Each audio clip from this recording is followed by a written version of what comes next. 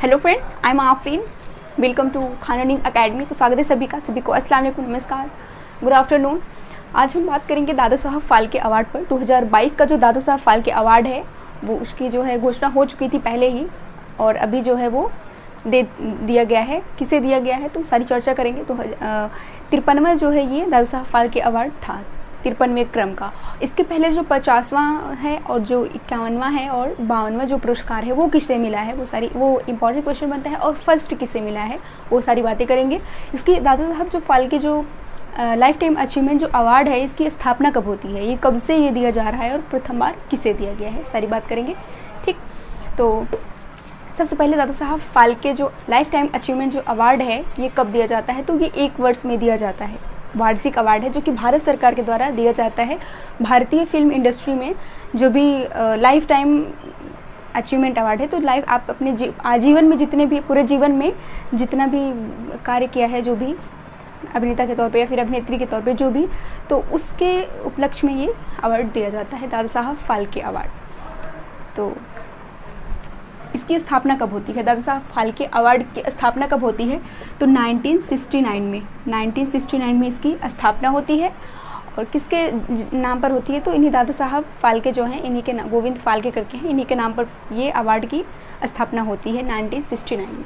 पहली बार किसे दिया गया था, 1969 में जब इसकी स्थापना होती है तो उस समय ये अवार्ड किससे दिया गया था, तो उस समय ये अवार्ड दिया गया था देविका रानी को। ठीक, किसे दिया गया था, तो देविका रानी को पहली बार दिया गया था। ये क्वेश्चन कई बार आपसे पूछ चुका है एग्जाम में। तो पहला दादा साहब फाल्के अवार्ड किसे दिया गया था, तो देविका रानी जी को दिया गया था, आपको याद रखना है। ठीक है, किसके द्वारा ये दिया जाता है, मंत्रालय कौन सा है, ठीक, मंत्रालय कौन सा है, तो सूचना एवं प्रसारण मंत्रालय है, ये भी आपको याद रखना है। सूचना एवं प्रसारण मंत्रालय द्वारा इसे दिया जाता है। मंत्रालय की अगर बात की जाए, मंत्रालय कौन सा है, तो सूचना एवं प्रसारण मंत्रालय। सूचना एवं प्रसारण मंत्रालय, सूचना एवं प्रसारण मंत्रालय जो इस समय संभाल रहे हैं वो कौन है, तो अनुराग ठाकुर। उन्होंने ही घोषणा की थी इस अवार्ड की, जो 2022 का जो अवार्ड था अभी 23 में मिला है उसकी। ठीक, तो इतना आपको याद रखना है। 1969 में देविका रानी को मिला था। मंत्रालय कौन सा है, तो सूचना एवं प्रसारण मंत्रालय है। 2022 वाला जो अवार्ड था वो 2023 में दिया गया है। ये किससे मिला है, ये इंपॉर्टेंट है। 53वां है, कौन से नंबर का है, तो ये 53वां दादा साहब फाल्के अवार्ड है। ये किसे दिया गया है, तो वाहिदा रहमान को दिया गया है। किसको दिया गया है, तो वाहिदा रहमान को दिया गया है। ये लाइफ टाइम अचीवमेंट अवार्ड है। इससे पहले जो 52वां जो अवार्ड था वो किसे दिया गया था, तो 52वां जो अवार्ड था वो किसे दिया गया था, तो वो आशा पारेख को दिया गया था। 2021 में दिया गया था, आशा पारेख जी को दिया गया था, ये आपको याद रखना है। उसके बाद जो 52वां हो गया, 51वें नंबर का अवार्ड किसे दिया गया, हम पूरे 50 तक का याद करेंगे। जो 51वें नंबर का अवार्ड है वो किसे दिया गया था, 2021 में जो दिया गया था, सॉरी 2021 में तो ये दिया गया था, ये 2021 में दिया गया था। 2020 में दिया गया था, वो किसे दिया गया था, तो रजनीकांत जी को दिया गया था।